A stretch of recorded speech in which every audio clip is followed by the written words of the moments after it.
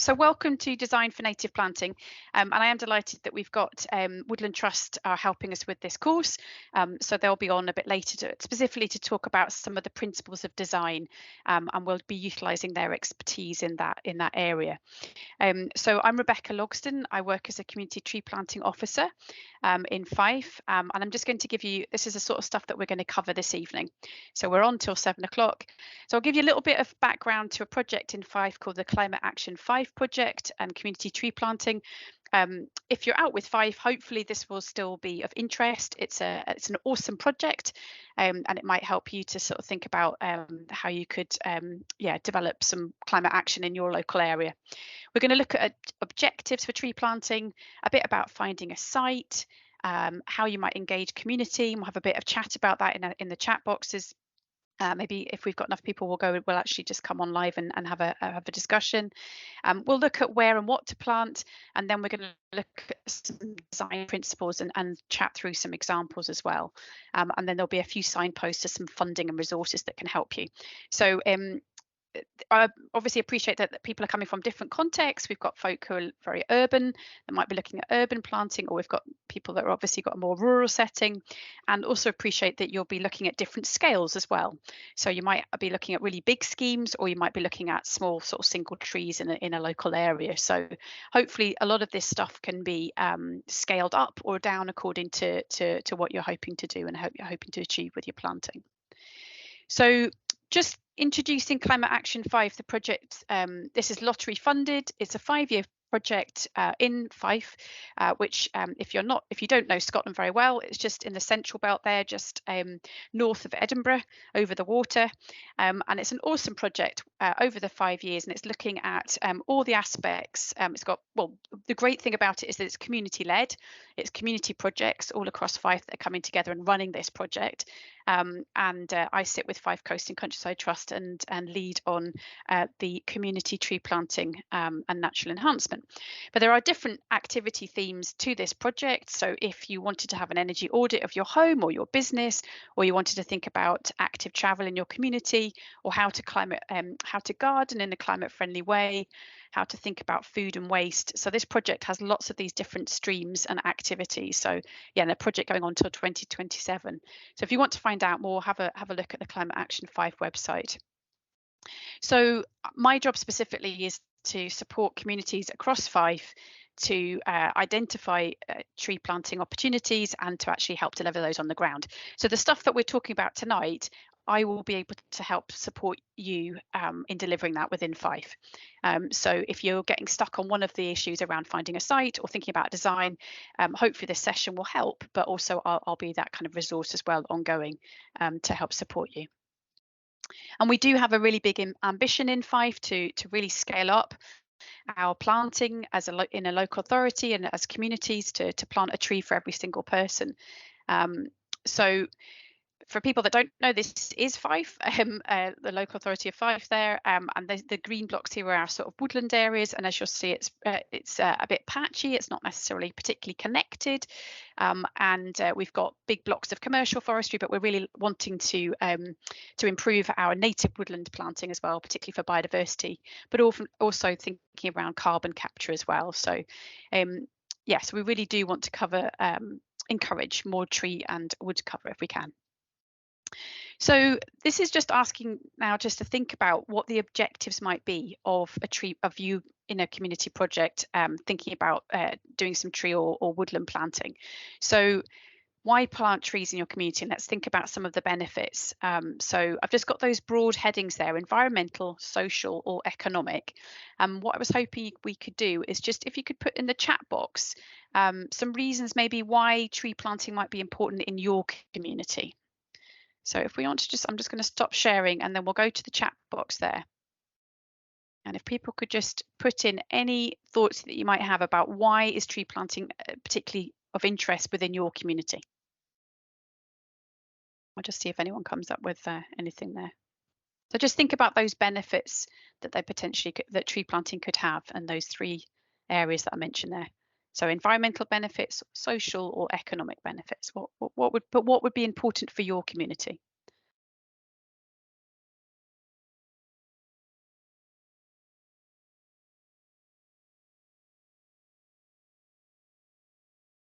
Okay, so I've got I'm just going to read these out. I won't mention people's names, but so yeah, flood management and riverbank stabilization, more alder trees. Yeah, that's certainly something that we can be doing in terms of our river and water catchments. Yeah, environmental. Yeah, there's lots of environmental reasons why we would plant trees. So let's see what other things people come up with. Great, thank you. Wildlife habitat connectivity, absolutely. A lot of the issues we have with our current woodland, probably across the UK, I'm sure this is applicable, not just Fife, is about fragmented and isolated woodland, existing woodland, and there's lots of opportunities to connect that up through new woodland planting or hedgerows in the main. What about for more benefits around people? What kind of things would that sort of speak to? Any ideas there?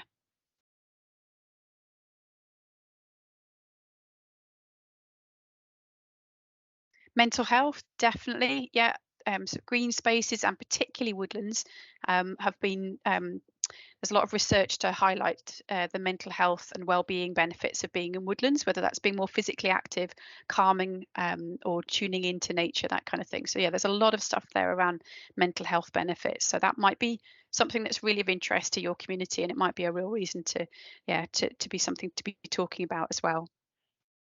Yes, lovely woodland walks, absolutely. Though I think they in terms of us all being well, yeah, and keeping on top of our own mental well-being, wherever that is, yeah, very very important to be out physically active and enjoying woods. I'll just admit someone there. Okay, great. So what I'll do is I'll just share back the slides and I'll just give you some other ones that people have come up with. Let's just put that down. Okay, I'm just welcoming you just coming into the to the session. I am recording just so that you're aware of that. Okay, just for GDPR, etc. So we've just been asking about why would you plant trees in your community? What sort of benefits might there be? And this is a nice summary slide, really, of just oh, sorry, it's a bit off to the left there, but of some of those economic, social, or environmental benefits. So obviously carbon, biodiversity, soil improvement, habitat connectivity, air quality, all of these, landscape character, flood management, all of those would fit very strongly in those kind of environmental benefits. And we did just touch on mental well-being, and recreation and leisure would be something to add into that. Education would be another one it's not on here, but education, skills and development as well. And then some of the economic ones are possibly missing a little bit in this slide, but looking at food and timber and materials, obviously that in skills development that does provide economic benefits as well. So there's lots of reasons why to plant trees, and I suppose the initial discussions that you might have with your communities might be to sort of try and highlight some of these benefits, and to see what is exactly of importance to your community. So let's click on to the next one. So finding a site. So obviously the issue here is about ownership and who actually owns the site. Now you might be in a lucky circumstance, which not many of us are, but have your own area of land that you could be planting. Obviously, if you've got a garden, every tree counts, so you could be looking at planting up in your garden. But a lot of the time we'll be maybe talking about private landowners, or we'll be talking about public sector as well, maybe local authorities that would be able to give permission for planting. So the first thing is to actually identify potential sites. And a lot of that is you could be working with an existing charity or NGO. They can be helping you to identify sites in your communities, might be building on the work that they're doing already. So yeah, it's thinking about those opportunities that we have. So this isn't just thinking about new planting either. So some of the opportunity might be within existing woodlands. So we might have an opportunity there to create a more biodiverse mix of planting. There might be invasive species that could be removed, a bit of thinning work, and then you could be doing some planting in existing woodland as well. I mentioned corridors and hedgerows. So you could be looking at seeing where the gaps are in hedgerows and thinking about planting those up. You could be thinking about succession planting. You might have some street trees that are getting to the end of their lifespan that you might want to make sure that they are replaced. Unfortunately, we do have pests and diseases, and ash dieback is a massive issue going forward. And it might be that you've some ash trees in your community that are at the stage of no return, and they're not going to be likely to be developing any resilience from ash dieback. So you might then also might want to be identifying that replacement at a really early opportunity. And also your parks and green spaces. Again, that comes back to the public owned areas, that they will often provide opportunities for community tree planting. There will be areas in urban parks and green spaces that are probably just at the moment amenity grassland, and could be a kind of a mosaic of habitats where you're looking at sort of improving the grassland, but also having some woodland planting along that as well.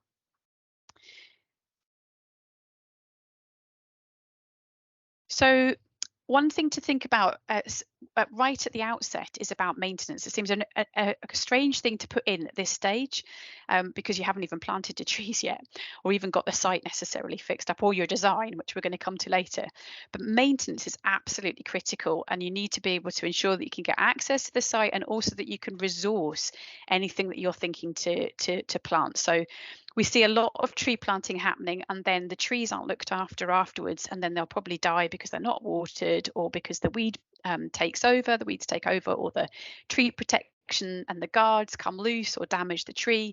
So there really is no point in planting unless we build in that maintenance and management afterwards. So it's just to raise that at this point, that it really is critical, and it's something to incorporate in before design stage as well. So there are some places that you would not want to plant, and these are about the special characteristics of those sites. So peatland, for example, deep peat, we don't have a lot of that in Fife, but you wouldn't be wanting to plant in peat, because that actually would be unlocking the carbon that's locked up in the peat. So that's and drying it out. So that's not something that would be recommended. The same with wetlands and marshlands. These are specific habitats where you don't necessarily want to introduce that succession of woodland. And you would also need to be very careful about what you plant in existing ancient woodland, because you wouldn't want to be introducing certain species of trees. That again, there will be some protections around that as to what you can plant. So there are some places that you can't plant, and I would, this is also, we're going to be talking about some of the constraints that you might have in urban sites. So obviously close to buildings and things like that, or where there's drainage or overhead cables, would also be places not to plant. So where to plant and what to plant go hand in hand. And you might have heard of this this phrase, right tree in the right place for the right reason. And it absolutely is critical. And you're going to have different approaches. So in a natural woodland, as I mentioned there, you're going to be very careful about the species that you choose. In wetlands, you're going to want to make sure that you've got tree species that are can handle a bit of waterlogging. In an urban park or in a residential area, you've got different constraints there. You might be thinking about the amenity value of the trees. You might not be thinking quite so much about having all native planting. You might be wanting to think of some non-native species that still have pollinator functions, but are maybe a little bit more likely to survive the pollution levels. And also, obviously, in an urban area, you really want to be thinking about the space and the size of your trees. So there would be some tree species that you'd be very careful about whether you put them in an urban context or not, or residential context. So we've got a bit of advice. We've got if we've got a tree planting palette, which can help aid your selection of the different species. And on the right here, this is some information here from the Arboricultural Association as well, which kind of talks you through some steps that are about your species selection. So yeah, thinking about what the community might prefer in terms of the look and feel of things, whether you're improving diversity, that space issues, any particular characteristics of the trees, the soil conditions, pests and diseases that might be appropriate, and sort of also about what might be climate tolerant as well. So with the tree planting palette that we've developed for Fife, you can choose these habitat types, and then you can kind of look at the density you want to plant, and it kind of gives you the tree species that you would potentially want to be planting to get that really complex woodland as well, which I know colleagues from Woodland Trust are going to talk us through in a bit. So there are other types of tree planting as well. So it's not just thinking woodland, it's thinking about orchards as well. They have a massive benefit for wildlife in terms of pollinator species and lots of mini beasts and invertebrates, obviously, or birds as well. And mammals will eat the fruit if the humans don't get there first.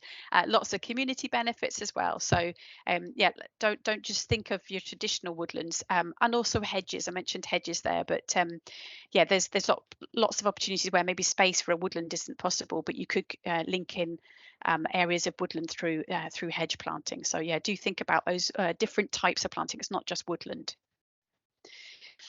Just a wee reminder about when to plant, so just that you can plan things. Obviously, our tree planting season's from October to March. That's when the trees are dormant, and that's when you're going to get, more success rate because they're not going to struggle with drought as well. And yeah, you can obviously plant sort of bigger trees a bit later, but you would need to make sure that they're watered as well. So, and I've got this point here about planting versus regeneration. In some sites, you might have enough tree seed in the area if you can kind of stop the browsing from happening from deer and rabbit and voles, that actually it might just naturally regenerate. And a lot of our reclaimed land sites have actually just regenerating quite naturally. You're seeing some of the pioneer species coming in, and that's great to see. And planting might just supplement some of those species, but regeneration is a great way to create woodland. So that's I just sort of touched a little bit about finding a site and thinking about some of the species that you might be thinking of, and yeah, kind of some of the places that you might plant. This next bit, I want to again sort of invite people to comment in the box there. We want to get your sort of thoughts on how you might be able to engage your communities in planting as well. So they recommend that you engage your community right through from kind of initial identifying sites. Lots of people in the community will know sites that will work very well, and then to map them, and then to sort of to think very importantly about what the objectives are for the planting, because that really needs to come from the community, to think about how it's going to be maintained, and then also consult on any designs, and for people to really feel that their views are being taken into a consideration as well. So you might want an initial design that you would consult on, and then sort of say to people how you're going to take their views on board and how you might incorporate views in the design. And then obviously you've got the opportunity to engage people in the plants, which is those fantastic events that communities love. So we've just got some examples here on the right of some ways that people have been doing it with flyers or with kind of consultations online. But I really wanted just to pause there for a second and invite people in the chat box just to share any of things you might have done to consult and engage communities in tree planting. So any sort of things that you could think about the methods that you've used that might have been successful. So yeah, just pop anything there in the chat box that you think would be useful.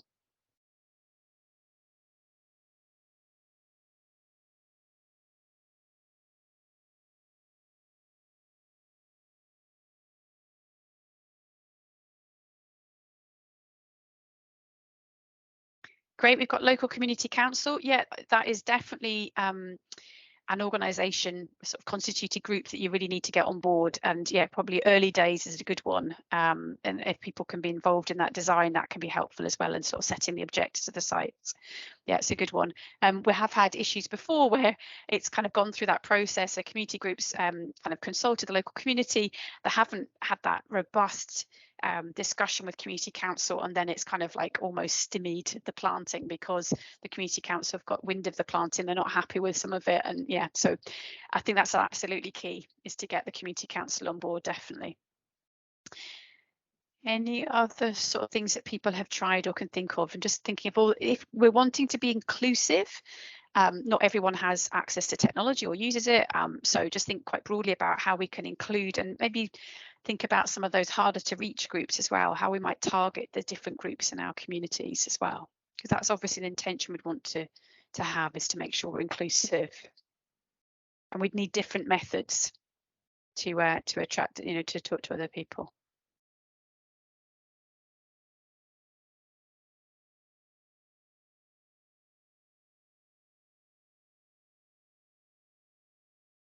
Great, we've letter and leaflet drop. Yeah, brilliant.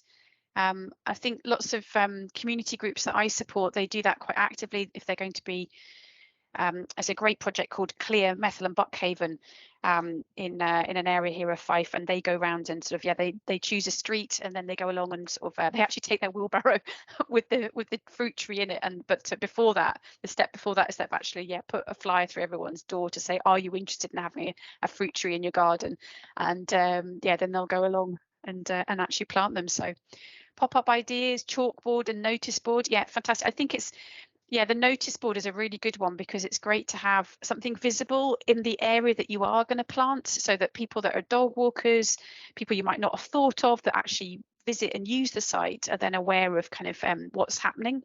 So for some people it might just be about informing them of what's going on, and for others it might be they actually want to be actively involved in the design, or they might want to actively be involved in the actual planting.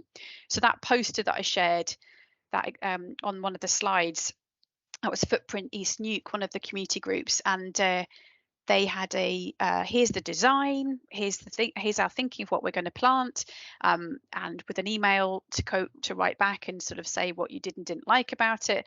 And then also you could kind of let people know if you were interested to come along to a tree planting day as well. So it's kind of offering all those different ways to engage. So great. Thank you, folks. I'll just going to, so Charlie, would you be right to kind of do the next bit in a second? Are you happy with that? I can give it a go. I mean, I'll be going in pretty blind to this, but I can see how much I can butcher it. That's great. It's better to get everything right, to do it at the start rather than have to come back and retrospectively do things. So doing a full site assessment is key to any sort of tree planting, whether that's woodland or hedgerows or individual trees. A survey. So there are, I mean, I would start with a desk-based survey, to be honest. Some people like to go out on site first, but I go with a desk-based one. There's lots of good resources online where you can check if there's any designations, so things like special triple SIs or any sort of protected areas. You can find all that out before even actually going out onto the site. There's also some online resources for looking at soil types, which can give you a steer about what trees might do well there. And an important one when certainly talking about native trees is the NWSS, so the Native Woodland Survey of Scotland, which has sort of mapped out all the native woodland across Scotland. And you can go into that and it will give you a bit of a breakdown as to what species are in existing native woodland nearby, which can help you then inform what species you're going to plant on your own site there. Depending on the size of it, you might have to talk to the governing body, which is Scottish Forestry. Now it depends. That does depend. A lot of it is on size and sensitivity. If there's no sensitivities, then you probably won't have to talk to them unless it's over 20 hectares, which is quite significant. But if it's below 20 hectares and there are any sort of designations or sensitive areas, then you will need to talk to them about this, what's called an environmental impact assessment. Now, for native trees and on small scale, usually this is a bit more of a tick box exercise, but it's obviously very important to get right. It depends as well, depending on the size and everything. If you're going to go with, there are some government grants which you can look at. That would also need discussion with Scottish Forestry. What is useful when going to Scottish Forestry is that they can then help determine whether there's any special, more detailed surveys needed on the site. So whether that's a soil survey, we've already mentioned peat, or like a wildlife survey, see if there's any, or breeding bird survey, for example, or another important one is archaeology, if there's any archaeological sites that could be impacted by the planting. So that's sort of the pre-site survey. Next best thing is always get out on site, go and have a look at it, have a good old walk around, have a look at what else is nearby because it's all very well looking at a computer, but you can never get the feel of the place from a computer and from a map. So getting out and having a look around, just having a walk around, seeing what's there and how then that might influence your design and which species you're going to choose. Let's have a look at his map there. That is a very detailed sort of site. That's a very good example of a map of a sort of a pre-application site survey map. Just having a look what's around. There's obviously some footpaths there. That's another consideration to take. It's access. I know there's the sort of outdoor access code here, but any sort of more specific access, so rights of way or public paths, or if there's a high recreation value in the area. Can't think of too much more to just add on to that one right now. So I don't know what the Great, thanks, Charlie. And then, so the only thing I suppose just around constraints, just to give people an idea of that, is that yeah, kind of that's the sort of things I mentioned there about underground, gas pipelines or overhead cables, or whether there's deer or herbivores, or whether there's invasive species, that kind of thing. So yeah, there might sometimes be some constraints to the site as well. So and yeah, as you mentioned there, Charlie, that's quite a detailed site plan, but for some of the planting scales that we're working at, that might not be quite so needed. But yeah, it's good to know these principles, because then whatever scale you're taking it up to can be applied. So yeah, the Woodland Trust resource Woodland Creation Guide goes right through from the vision, like setting your objectives, assessing the site. So this is the bit we're at now, and then it kind of talks about design principles. So we're only going to go up design principles tonight, because the initiating is sort of actually out tree planting, and then how you establish the woodland itself, which we'll cover in more practical sessions later in the autumn. So let me just see. It's a bit of a surprise for you, Charlie, what's next, but yeah, this was around woodland structure. This is around just that kind of complexity that we're looking to get in terms of our woodland and our planting, so, and how we might want to build that in right from the outset. I'm just going to boot up some of the slides that we've got from design here, around design that your colleague shared with us. Won't be a second.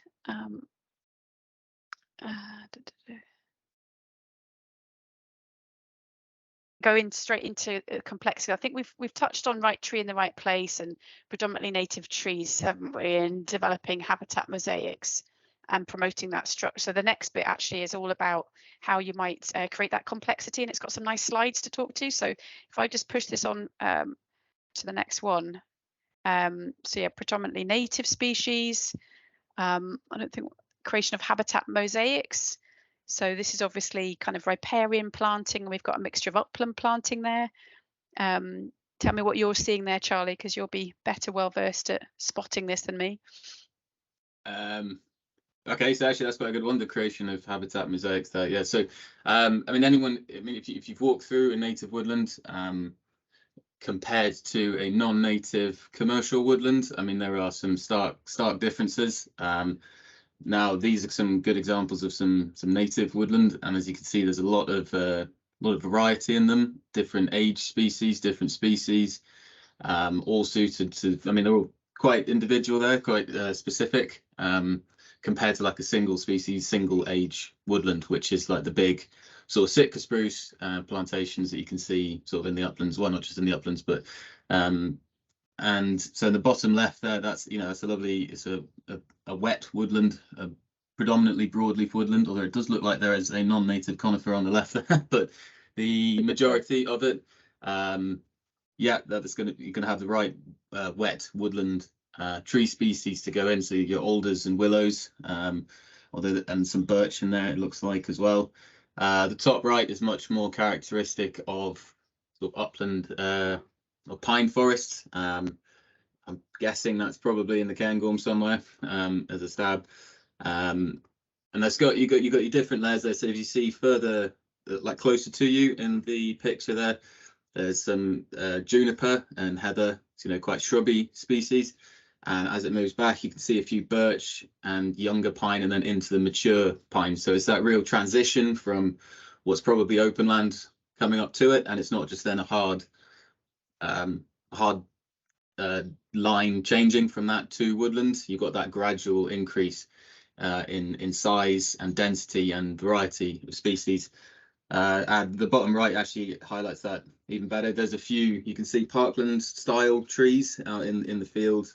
What I would guess is some grazing ground at the bottom. And then as you move away from that and further up the slopes, that's got a bit of commercial in there, but it's got a very nice transition with natives around it, and I think it'll be going into something a bit more native further up, possibly some pine. It's a bit difficult to tell from that, but yeah, it's getting that transition. It's not just field trees. It's a nice transition, that creates the edge habitat, which is so important, vital for wildlife. That's where a lot of the magic happens. So yeah, just trying to get that slow increase in complexity rather than a hard line. So I think what Ian was probably trying to show here again is the different the structure in the canopies here. So just having different species, different heights, different ages. So it's not just tall mature trees and then ground vegetation. It is that real mix. And the bottom illustration there, actually, if you compare that, and it's an easy comparison to make with a commercial conifer plantation, where they'll be planted every 2 meters or something in a grid in lines. Whereas that, you can see there are denser areas, there are some open areas, which is very important. Like the woodlands isn't just about trees. There is a lot more to woodlands. Having those open areas is really important, where the density changes, which can then just support a wider variety. This is just a more open one. So still in the right place, this sort of woodland can be, absolutely fantastic, really important for different wildlife. Could possibly be for certain recreational activities, might favour this sort of woodland a bit more than something a bit denser, but you still got that variety, that spaced out, the open spaces, irregular densities throughout, different species, different layers. Look at the canopy levels there, they're all pretty mixed up, which is what we like to see. It's much more natural. Let's see what the next one was. Again, this is what he's doing. He's going then just down in densities overall. So you've got your more typical, the first one, woodland, where it is a bit more dense, although it's varied throughout it. A middle one. Now this one is much more into sort of open habitat.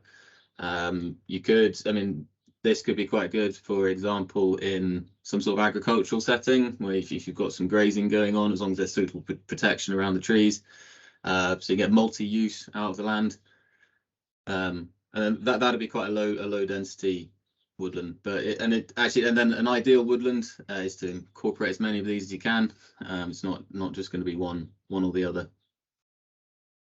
So I think this slide shows that. Well done, Charlie. You're doing awesome. I think it really shows it, doesn't it? It's that kind of structural complexity layer. You've got the groves, and you've got the glades and the open woodland habitat. And obviously, depending on the space you've got, you might not be able to bring all of that into it. But it's the principles, isn't it, of not hard lines and kind of thinking about open areas and woodland edge. You mentioned as well, and the importance of that. Yeah, absolutely. It's where you can often get a higher proportion of the higher density of different species, whether that's different trees or plants or animals, can often thrive in that edge habitat. So yeah, just having something that is quite complex but looks to our eye disorganized is exactly what we want for a native woodland. Nature is rarely organized in the way that we see it, so it's often messy. It's often messy. So to our eyes, yeah.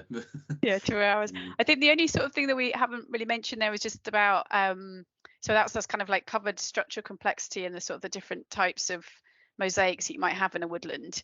And then it's about restoring and enhancing some of the existing habitat features that you might have, or allowing natural processes to happen as well. So that kind of succession. That would presumably mean that succession from different woodland types, from your pioneers up to your more sort of canopy species. Would it be right? Yeah, absolutely. Yeah, I mean, so in an ideal world for the native woodlands just to recover, we would just leave them and let nature take its course. But certainly, in my view, that we don't have time to do that all the time. Now, there are some situations where we do when it's already underway. So it's very much about trying to protect that when it's happening, and that's looking for natural regeneration for these woodlands to be just reseeding themselves, regrowing, or just continuing their cycle as a woodland. Obviously, browsing is a huge problem in Scotland, particularly deer throughout all of Scotland. But as you mentioned earlier, there's also rabbits, and voles can be far more destructive than I ever thought they could be to young trees.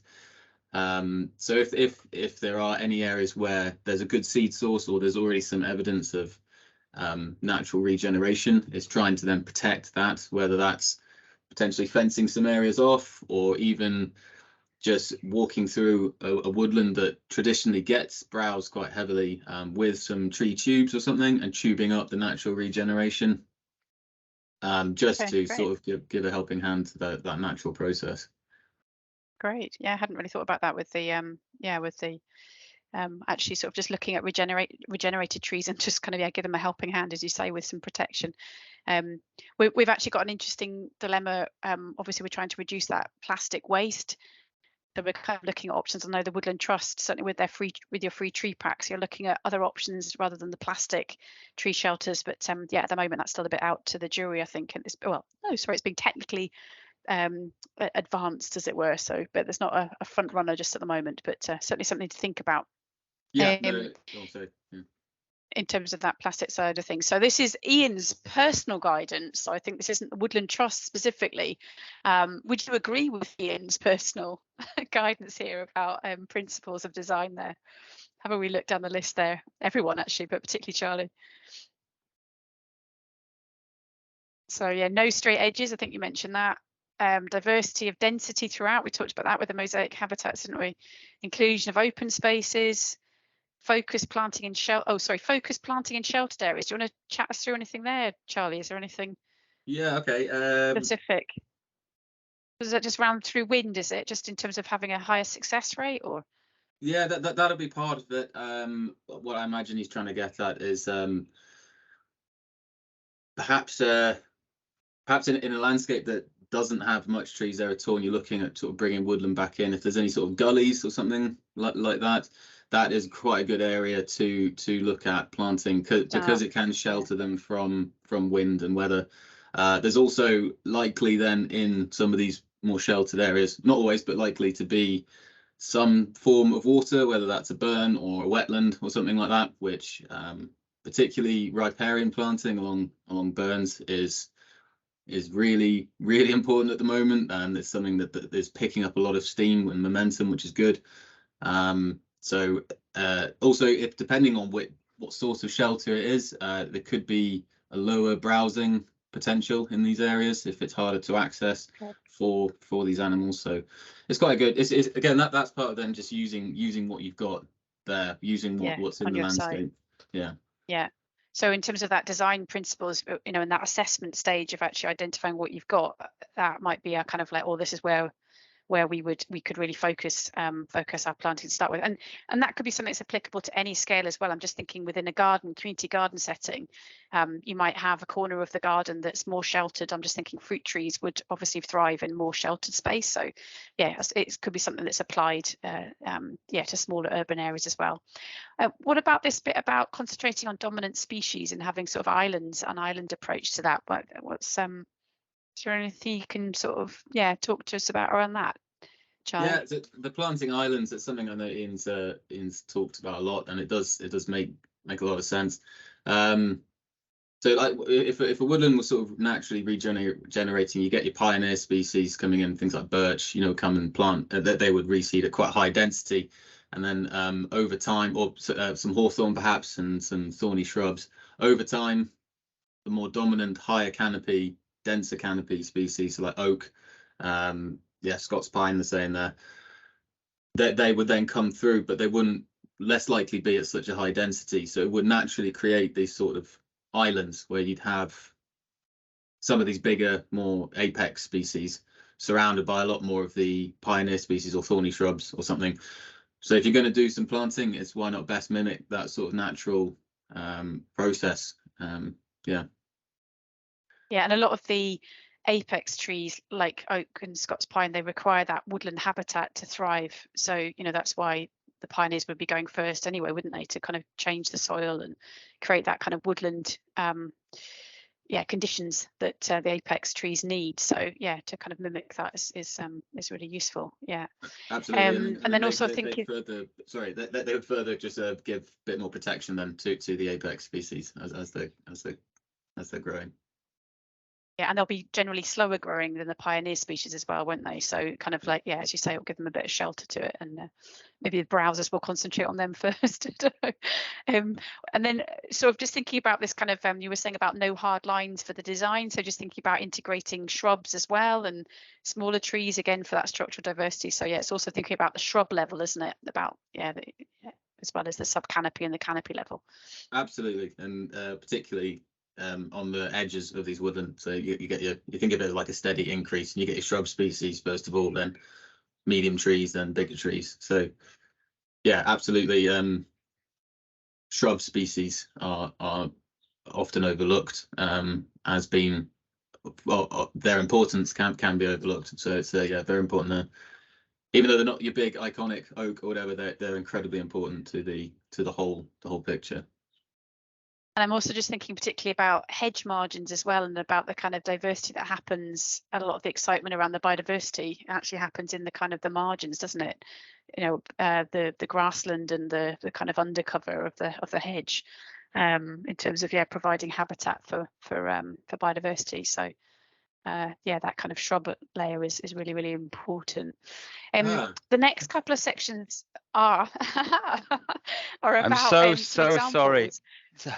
Oh, Ian, hi. Right, you've jumped. You're just going to save Charlie now. If you're all right to jump in here. Sorry, so sorry. Not at all. Yeah, Absolutely fine. absolutely. You'll just need to probably give Charlie a bottle of wine or something to say thank you for stepping in. Absolutely. But yeah, so we've got to this bit now, Ian, here that we've looked at kind of principles of design. We looked at your kind of top tips for it in the previous slide. So we've just got to the bit now about talking through some examples. So I'll hand over to you and just give me a shout when you want the slide to move on. Yeah, cheers.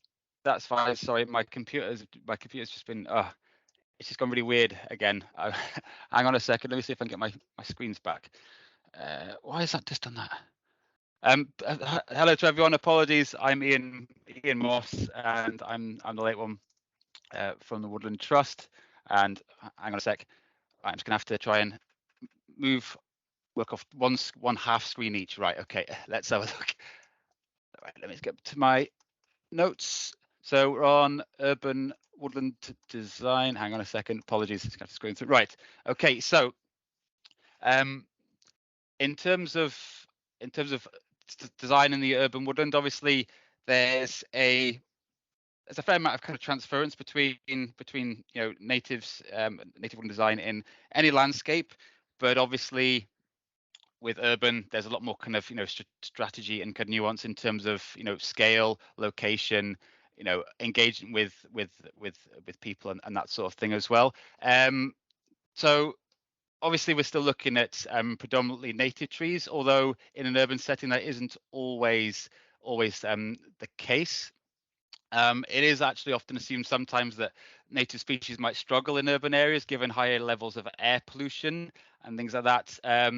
For example, the London plane tree, which isn't obviously Scottish native, given and historically given its name, it tends to be kind of situated in the south of England, is particularly tolerant of air pollution. Although poplars are another tree species that do well in that as well. So you tend to find London plane trees as avenue trees, street trees. Which is obviously quite helpful. Sorry, my screen's just come back now. I'm just going to dip that back over there.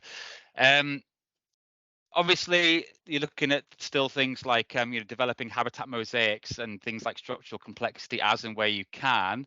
That can obviously be, more kind of targeted towards gardens, large gardens, parks, kind of wild areas, riversides, and that sort of thing, as you can kind of see in the picture there. So very much a kind of a, a targeted approach to edges, avenues, and that sort of thing, and probably quite small, discrete areas where these sorts of things can occur, given the kind of the balance between other land uses, other uses for green spaces, and that sort of thing. Even things like artificial habitats like bird boxes, seed feeders can all play a part, and that sort of thing as well. And what I would say as well, given the scale of what we're talking about here, even in this sort of environment, even something small scale like a window box in theory can play a proportionately kind of larger kind of part. It'll have a proportionately kind of higher amount of impact. Again, talking about the kind of those linear features that we're looking at in terms of parks, park edges, and riversides and that sort of thing. You were looking at trying to restore and enhance the kind of existing kind of habitat features. It's kind of scrubland, grassland, heath, orchards, and that sort of thing. And yeah, and even kind of things like the age-old thing about kind of love your weeds can also kind of play a part in that kind of creation of existing features, the restoration of that. Not necessarily things that cutting things back like brambles and that sort of thing, unless there's a potential kind of hindrance to access and that sort of thing. The other kind of aspects that you would have seen on the list kind of beforehand about kind of natural processes,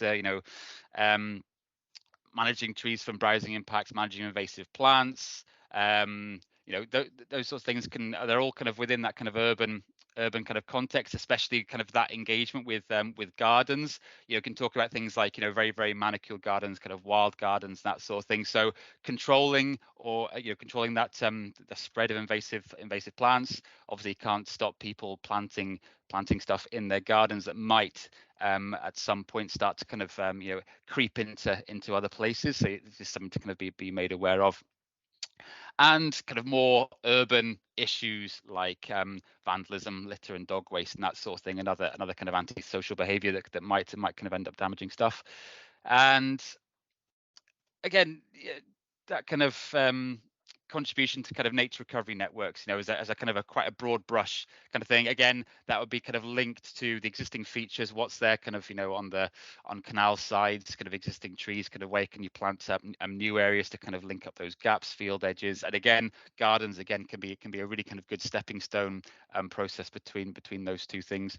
Even on that picture there, road islands, street trees, that sort of thing, hedgings along the front of gardens, these all playing kind of important parts for that sort of thing. So yeah, it kind of gives you a good kind of snapshot there of what you'd be looking at in terms of the opportunities for a very kind of what you call green settlement, a green city. There's still all the infrastructure there in terms of development. It's just kind of got that real nice kind of fringe to it, and there's all the things you have there, services, parks, recreation, that sort of thing.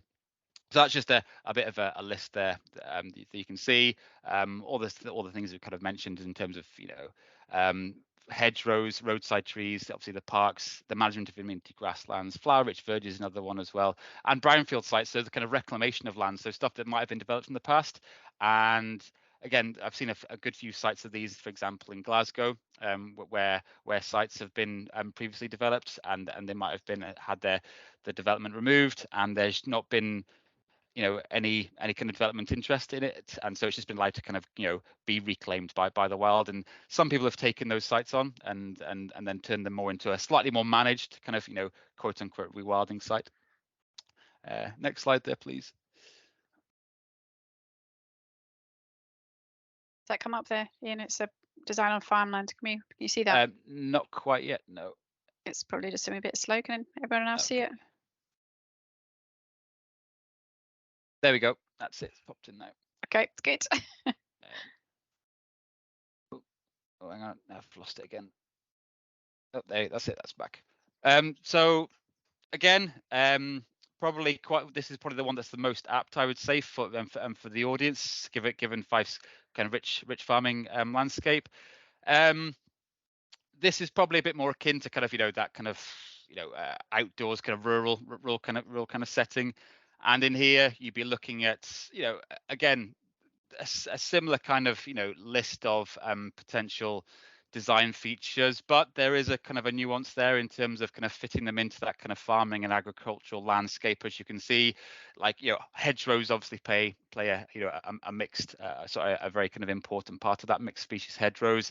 Things like shelter belts as well can increase structural complexity, but also provides that really kind of useful function for for the sheltering of crops or livestock, and provides a range of habitat niches and resources for wildlife as well.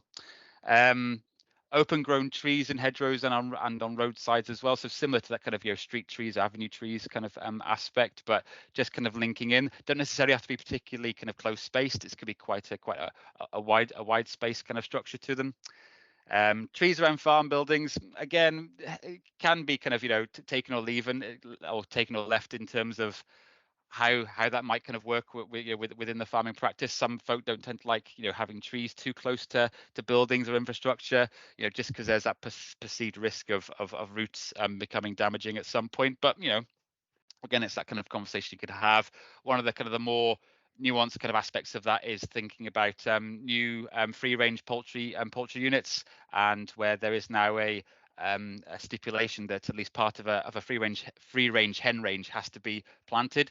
And so again, a lot of farmers will tell you that planting at least some trees close to where the pop holes are, where the hens come out of the units, kind of gives the hens that kind of confidence to be able to kind of roost outside, and kind of use the trees. If there's too much of a gap, then they might want to come out too much if there's too much kind of open sky above them.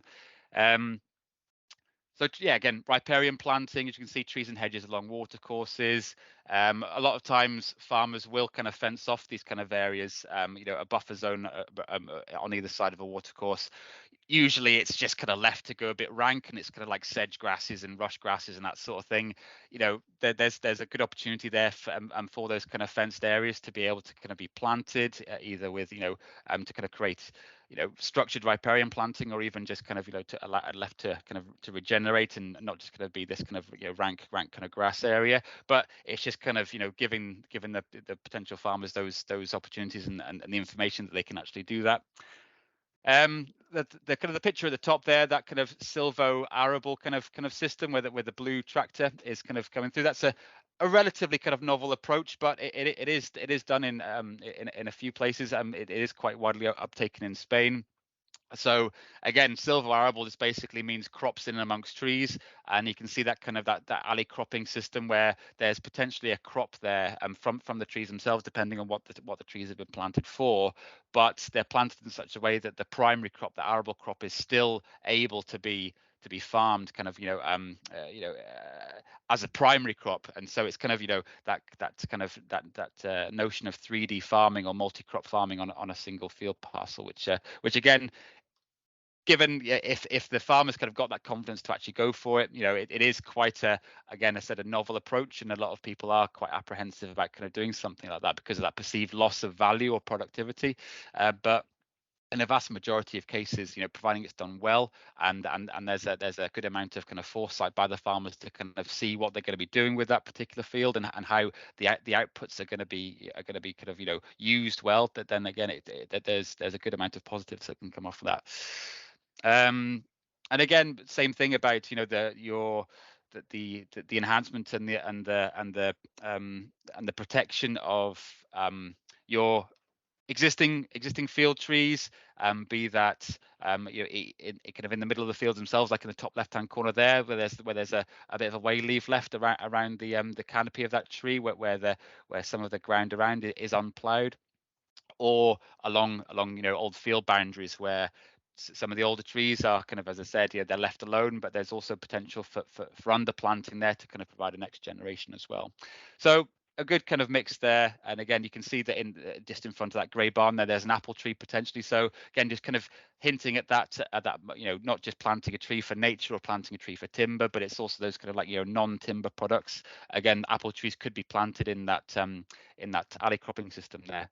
So again, same thing there, just a list of options there that you could look at in terms of what you'd be doing on a farm. It could just be one of those things, that you could look at. I think very few farms could be able to kind of tick the box of all of those, all that list. But Who knows, that could happen at some point. Yeah, so yeah, another one there is just orchards as well. But again, what tends to be more utilized is that kind of alley cropping system. I think, orchards kind of can almost like a crop unto themselves. They do take a little bit more TLC, and one of the kind of the apprehensions from farmers is that orchards, if they're kind of planted in that kind of traditional kind of grid square, that there is a higher likelihood of things like it becomes a more humid environment, and things like fungus can set in, which obviously kind of makes it a little bit more difficult for farmers. Next slide there, please. Sorry, I don't know if these are coming up. That's an example there of, I've got the map. Can people see that? All right, okay. Might be easier if I bring up the CAF talk as well. At least I'll be able to see what I'm talking about. What's coming? I'm still on the principles for design there. Hang on a second. Let's have a look. It's some of the examples you've got here. So it's the first one, ACPE. Yes, sorry, yeah. So yeah, it's come up now. Sorry, apologies for the quality of this design. This is almost like an extreme example. So this is an example map from Scottish Woodlands. So I don't expect you to be able to kind of see much of the detail in there. It's just to kind of give you an idea of the kind of the mapping. So the different colors, just to note kind of different types of woodland kind of creation proposals that are in here. The kind of creamy kind of color is likely to be kind of open ground, and so you can see that this is a sort of woodland that's kind of been managed or that's been proposed to be quite contiguous with the contours. And so if you are doing something larger scale, then things like shaping with the landscape and to be conducive to to landscape features is a really important thing. You couldn't just plant that kind of quite angular outline. It would obviously look quite odd and kind of stick out like a sore thumb in the landscape. You need to utilize that kind of open ground. You can see none of the lines or the outlines within that kind of outer boundary are straight. There's lots of kind of curving and scalloping and feathering of edges. So just to kind of give you an idea as to what you'd be looking at in terms of a larger scale kind of woodland creation scheme. But what a slide that I did have on before, but I had to get rid of it because it was actually pulling and pushing the limit over too much, was all of the kind of aspects of woodland design that we've spoken about here. They can be scaled up or down. They're transferable across kind of all scales, and so there's no need to kind of to think that just because you're on a smaller woodland creation site that you can't kind of you can't transfer those kind of initial or top level aspects to a particular design site. So this is one of our sites. This is an excerpt from the Woodland Creation Guide, and again a similar kind of prospect here. So obviously a lot of this has been geared towards access. And there's a lot of emphasis here on non-woodland habitats as well. So we've got this a watercourse running along from north to south on the western boundary. We've got potential kind of meadows that are being put in here.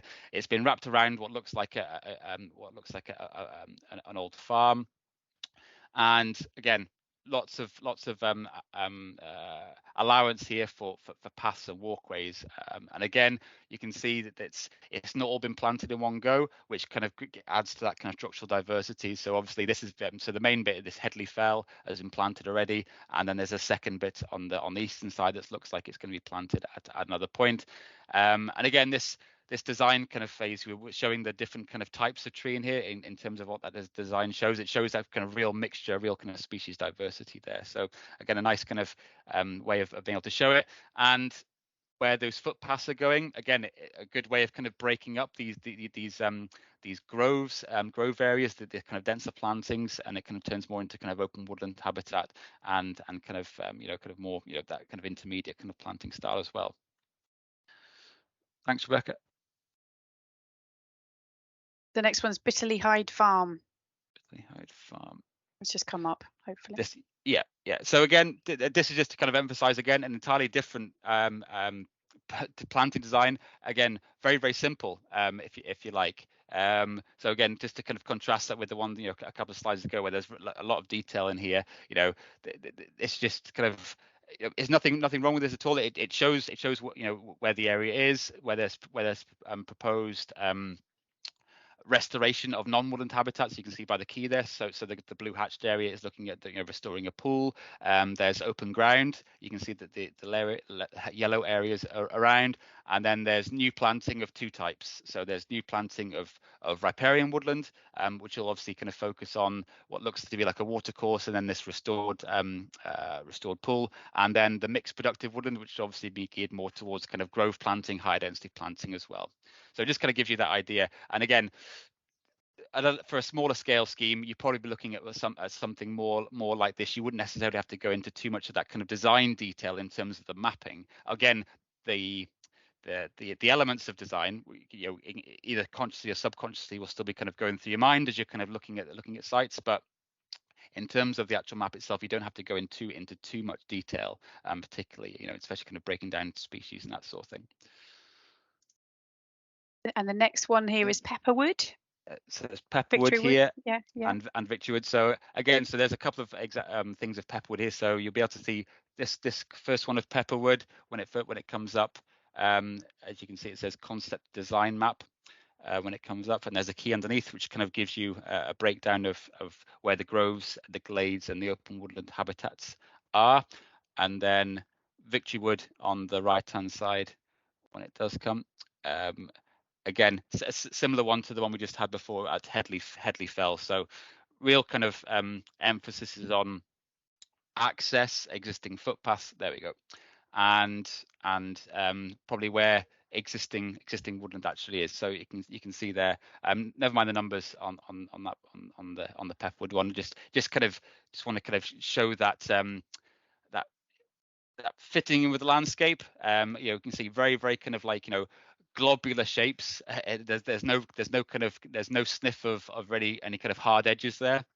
Maybe a little bit of the kind of the glades on that eastern side as it kind of follows that path, but all the others are very kind of rounded, just to try and merge with that that conducive to kind of landscape. Because one thing you don't want to see obviously is kind of very hard edges as different kind of types of planting kind of go up against each other. There's the whole point of that is to try and kind of get that seamless transition between high density planting within the groves into the open woodland habitats, and then into glades, into kind of quite sparse planting, as you'd have seen on one of the earlier slides that kind of gives out that infographic of to show those.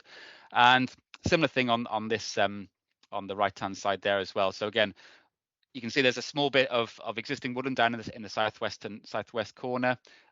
There's much more of an emphasis there on what looks like glade woodland and grassland as well.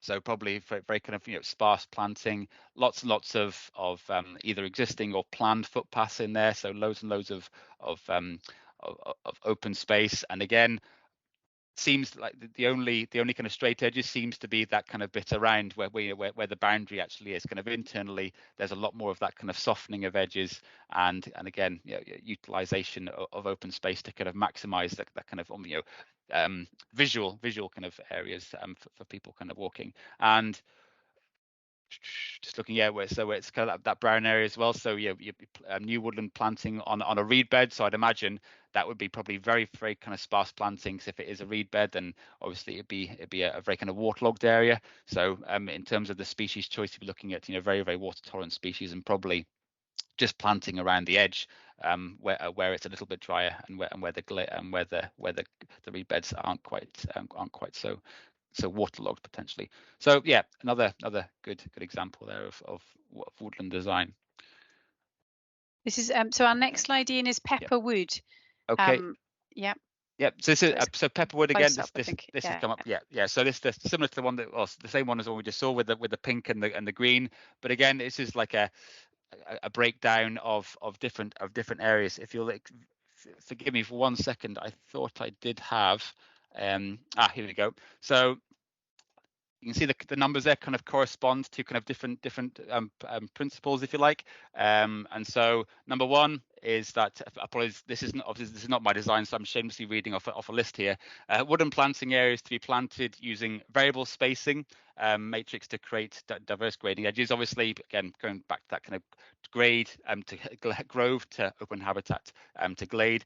Number two, interface between the planted natural colonization areas to be blended. So again, where if it's been possible to kind of fence off this entire area and allow some natural regeneration as well. So it's a really good part of the design to be able to try and encourage, where possible, natural regeneration. So if there are some existing trees on there, to be active seed sources, to be able to bring in native planting as well as natural regeneration.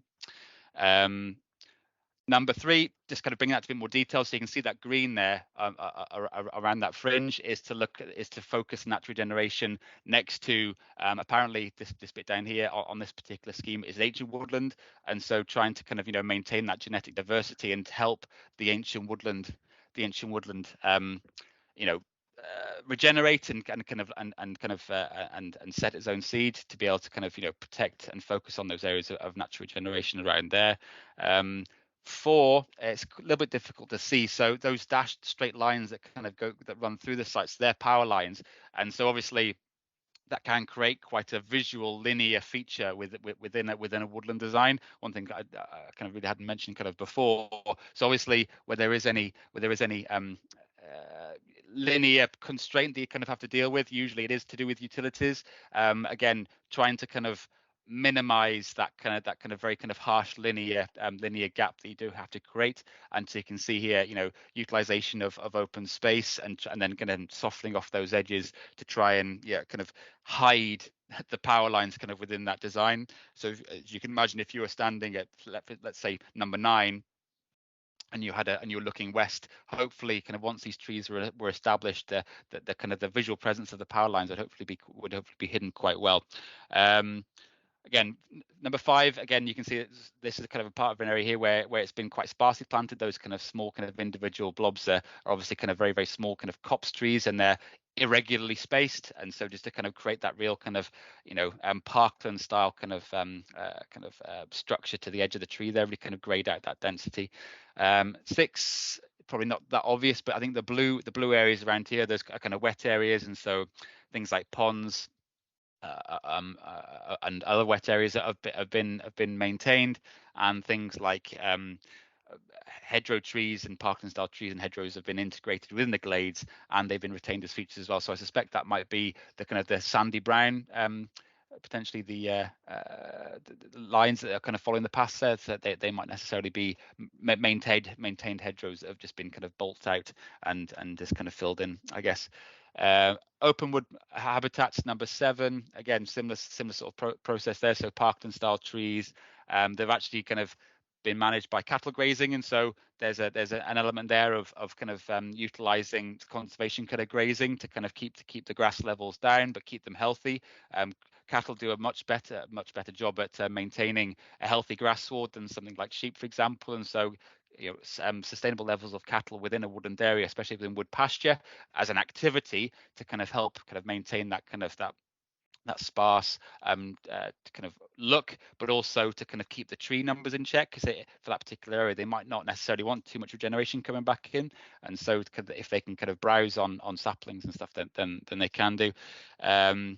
2 large areas to be deer fenced, number 8. So again, there's probably like an element there. So those kind of bigger areas around that kind of what looks like an old shelter belt, that kind of long thin strip of existing woodland, to kind of bulk those areas up to enable the establishment of the woods and trees. So maybe some of this has been planted using individual deer tubes potentially, but then some of the larger areas have been planted using deer fencing. And again, number 9, again, simple. So access for management of vehicles. So it's maybe it's an understood fact that even native woodland does require some management at certain points during its establishment, and so it's important for the owners to be able to kind of get infrastructure to be able to get into the wood, for contractors to kind of do some management thinning, removal of trees, replacement of failed trees and that sort of thing, even into the second decades of their lives, for example, kind of years 15 through to 25. They will require a little bit of management, which again, some people just think that planting native trees, you just kind of plant them and leave them to it. I mean, you can do that, and eventually after say a couple of 100 years they might sort themselves out, but you can definitely give them a hand by doing some thinning. it's kind of similar to what you would do for a commercial plantation, but it's for an entirely different reason. You're actually trying to open up the woodland a little bit. You're trying to kind of allow those dominant species. I mentioned I saw on the list there when I came in that Rebecca just kind of probably mentioned my dominant species islands. So kind of, if your dominant species in here is, for example, oak, you'd have planted those that are quite a high density and quite a large kind of species groups. Again, kind of allowing some space between those to kind of get going. Maybe even taking out some of the poorer oaks as well, just to kind of allow some of the better ones to kind of get going. It's all part of that kind of management technique that you'd be doing within those first kind of 2 or 3 decades to really kind of increase the health and resilience of the wood. Number 10, path network. So yeah, again, access and for leisure and that sort of thing is always very important. And a very kind of, last but not least, existing Second World War track and buildings to be retained. So kind of, bring into the thing that kind of cultural and historical heritage as well, and maintaining that. Archaeology, again, as a constraint, can be quite significant within a planting scheme, and so those they do tend to be quite important as well, to be able to keep those, and they usually do have some kind of what's the word, kind of tie-ins with what they need to, with how they need to be protected. And so they usually, within a scheme, if there is archaeological significance in there, then they will the local archaeology kind of authority will ask for wayleaves and buffer zones to be allocated around about. So these are some of my very colourful examples here. So this is what some examples of what I've given landowners who've done self-planting themselves, able to kind of to go out and do their own planting. So these are kind of 2 that I've kind of trialed with varying degrees of success. I kind of thought this kind of circle idea was quite a novel, but when I did kind of pass it over to a contractor, she kind of looked at me and scratched her head as if to say, what the heck is that all about?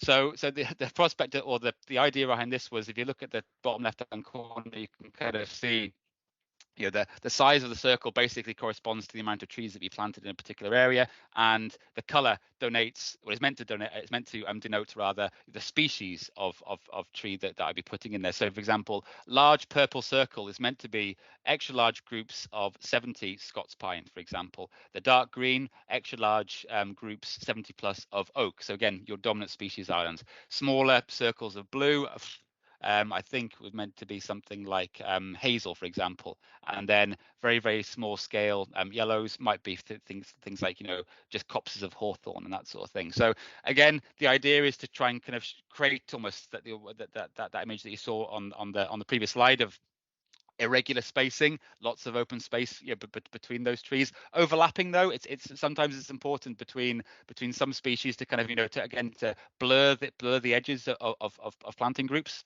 and again, just depending on what the objectives of the landowner are, you can kind of tweak and tailor kind of what you'd be looking at in terms of how the planting is actually going to look.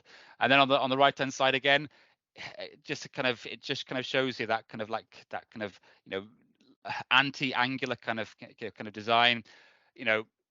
What I didn't show in this is any kind of open space, but I could have made it clear when I was speaking to landowners to say, have the open space as a given. You'd be kind of having open spaces in there, and the idea around this as well is I don't expect these shapes to be kind of necessarily kind of followed to the letter. Obviously, it'd be very, very difficult to kind of GPS all these kind of areas.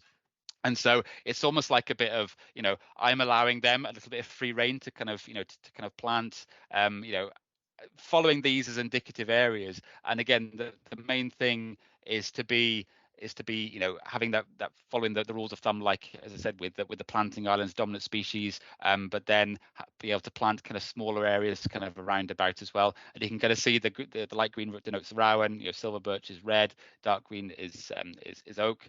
Again, there's some slight kind of instructions, slightly difficult to read there, but Scots pine, for example, in the top right hand corner, plant at high density, 2 meter centers, allow small buffer area between neighboring species to prevent overshading. Same thing with the oak as well. So willow, high density planting in any wetter areas to help dry out ground and for future supplementary wood fuel source. So again, there's a little bit of a of a nuance in that one. So you're planting high density because again you're trying to dry the ground out a little bit, but also you're wanting quite a high density of planting so that there's an opportunity there for wood fuels, for potential coppicing or pollarding of willow at some point. And again, aspen, standard thing really with aspen, because it suckers so readily, you'll need to plant a very small number of aspen per scheme. And so again, you tend to have those kind of on the outside because they tend to favor the edge of woodlands and open spaces. So you tend to kind of have those kind of in open areas. And again, they all just kind of clone themselves and sucker really, really quickly. And so you need to plant, one or two almost in certain areas, and then after about 10 years, they'll have about 10 and kind of coming up themselves. And again, shrubs, just very much that edge kind of shrubland, kind of shrub mixture, just to kind of get that structural diversity and kind of having that fluffy shrub edge around the outside, so that you haven't kind of got that uniform kind of wall of trees. But also, as I'd be kind of given that instruction as to kind of grade down the density, the kind of the closer to the edge of the woodland that you get, so that again it's just not that kind of uniform look to the edge of the woodland. It's very much kind of grades down from 1,600 stems a hectare down to something like 1,000 or even 500, really kind of low. So maybe a tree every 4 or 5 meters as opposed to a tree every 1.5, 2.5 meters. And again, that point down there, it's designed to be indicative, and the areas aren't measured out so as to be set in stone. So planting densities can be varied to best mimic natural conditions, with increasing density at the bottom of the slope and that sort of thing. So again, it's just giving people an idea as to the design, but then just saying it's not rocket science. It's not set in stone. Here's an indication, but there's plenty of wiggle room in there. As long as you plant the more sensitive species, like the more dominant species, give them big kind of planting groups and give them a little bit of space around, so there isn't that kind of idea of overshading. Then you should be better. So again, not really a design thing, but just to kind of give you an idea as to kind of what we're looking at here. So this is a site that we helped plant back in 2014, and now this is probably about six years later. So even after less than 10 years, and you can already see that that a canopy starting to form. There's I think about 95% of the trees all survived, and so considering the ground was awful to plant in, but they did kind of really well in terms of how well they planted the trees. And a couple of kind of funny anecdotes about this. One, the meticulousness with the design of this one, not by me, but with the actual landowner itself. So I was trying to find a picture of what they used for design. So basically, they got an A1 sheet of paper, and they literally got coloured sticky dots to label each and every one of the trees. And they literally kind of spent the whole time just sticking these sticky dots all over this piece of paper, and which said, okay, so that oak's going to go there, that pine's going to go there. It's kind of flew in the face of kind of what I'd said about not being too kind of pernickety about being about each individual tree's location. But it was just, I just kind of saw that they took a picture of it, and I was trying to find it to put on this presentation, but I couldn't find it. It's just this huge piece of paper covered in sticky dots. I thought, wow, that's almost like a work of art in itself. But also, and the second funny thing is, I'm not sure if you can quite tell. So on the left-hand side there, the picture's slightly blurry, which is unfortunate. But the lady who lived there, she quickly discovered that that the pines actually got quite wind unstable, and so they needed staked with bigger stakes. And the best thing that she found to actually kind of hold those stakes up were old tights. And so each of these Scots pines were actually kind of being held together by old tights, because they're nice and soft. They kind of allowed the kind of pine to move a little bit, but they were robust enough that they wouldn't snap. And so there you go. There's a potential kind of recycling or reusing kind of anecdote there. If you want to kind of restabilize young pines that seem to be kind of getting a bit unstable in the wind, get a load of old tights and stake them up into stakes. So I'll give you that one for nothing. But again, just going back to the design, you can kind of see that what the landowner is going for there. So access, obviously they're mowing the paths. Absolutely, yes, inner tubes. Yep. I've seen that used as well. again, plenty of open space. There is, the woodland is going to take off eventually, but especially kind of at this particular age, you can kind of see where the open spaces are. You can see where the woodland is going to develop, but you can see there's plenty of open space. They're not going to completely change. The ecosystem. There's going to be a good amount of grassland around. And I'm not going to say that 95% of the trees are all going to survive, past 25, 30 years, for example, of it. Even if 95% or so of survive now, there will still be that kind of thinning out process, natural thinning, natural die off. Maybe some of the trees, despite the best efforts of the tights, might succumb, and so there'll be that kind of opening up of gaps and that sort of thing. So yeah, again, it's just a kind of a good kind of opportunity to kind of see what a young woodland looks like, and not just kind of within that design period about wall to wall trees, that there's it's all sometimes the design is best centered around where the trees aren't going to go, in terms of where you want to maintain open space, or even where you have to maintain open space because, as I said before, because of constraints. So that could be artificial constraints like power lines or other man-made structures, or it could be natural constraints like water courses, or just very thin soil, kind of so-called unplantable ground. It could also be things like geological or kind of soil-based constraints like deep peat areas, for example. So yeah. The whole principle of design is basically, what I would do is first is check where you can't plant, and then see within the areas that you can plant, what dominant species are growing around there naturally. Use those as your islands, if you like, your core planting areas. Check your kind of your peripherals. What else can kind of go in there in terms of your minor species?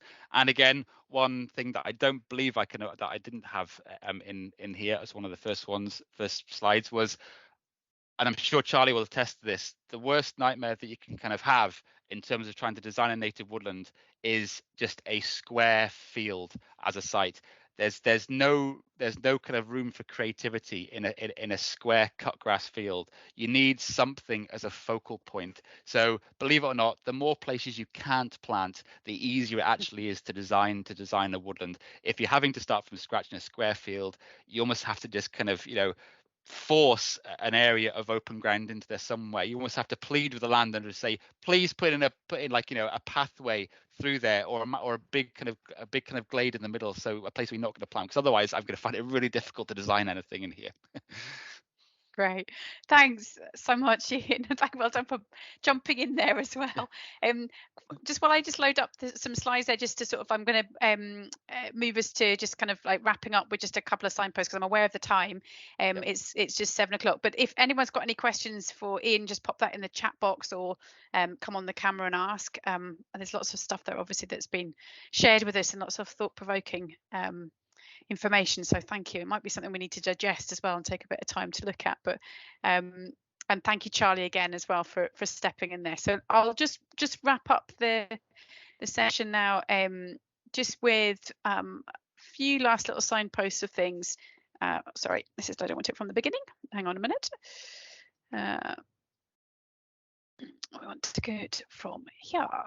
Right, so just if you are in Fife, there is a process to plant on public land. There's a way that you can ask for permission, and I can support you with that. So get in contact if you're interested in planting on Fife Council's land. Obviously, it's not always approved, but there is this mechanism for communities to do that, which I think is pretty awesome. As a local authority, we have that. Lots of fun in terms of thinking about tree sources. Lots of routes for that. Obviously, Woodland Trust with their awesome free trees given out in the autumn and spring, through More Woods or More Hedges funding as well. Tree Council offer free trees. Conservation Trust volunteers. So trees aren't generally the problem. To get the trees isn't really necessarily the issue. It's often about tree protection, which is a bit harder to get, and certainly about covering any maintenance as well. So that's why we ask really that community groups are very much involved in kind of identifying how they're going to continue to maintain any new planting sites. But yeah, there's a couple of links there for where to get your free trees. And then just to reference the resources that we've got available. So on the Climate Action 5 website, there is the community tree planting guide. There's also the excellent woodland creation guide that the Woodland Trust, that's that middle one there. That's kind of quite detailed. So it actually covers quite a lot of the information that we've covered this evening. And hopefully this is kind of giving you a good level of that. It's probably more of a technical guide, but yeah, really, really useful. Just to say, Rebecca, that they have now, if you can see it that well, they have made a slimmer one now that's a lot more of a kind of a summary. So I don't know kind of where that'll be available, but so the original one is 320 pages, so you don't have to read that one. But now this one is a very, very manageable 42 pages. Well, that's fantastic. I mean, I've enjoyed all 300 pages, but I think it would be easier to have something a bit shorter, so that's great. Just to mention in Fife as well, we've got 5 tree wardens. So if you're involved in, you're wanting to support tree planting across Fife, we've got 5 tree wardens, which is a volunteer scheme for anyone involved that wants to plant or care for trees as well. Free to join, funded by Fife Council and Community Woodlands Association, and Fife Coast and Countryside Trust as well are the ones that are backing that up with their sort of helping to support you as a volunteer. So and then as part of that, we've got this series of training that's happening. Obviously this is our online session for Design for Native Planting. I've circled the next one that Charlie's running with myself in April, which is a face-to-face design session. So we'll cover some of the content that we've covered this evening, but we'll go into a lot more detail because we'll have a face-to-face session. We'll be able to look at some examples. We're going to be in a site that we can actually go out and apply some of the principles to, and people might be able to bring examples as well of things that they want to think about and get some advice about design and planting tips for that. This is our Padlet with lots of information about funding or tree planting. I can give you the links to this.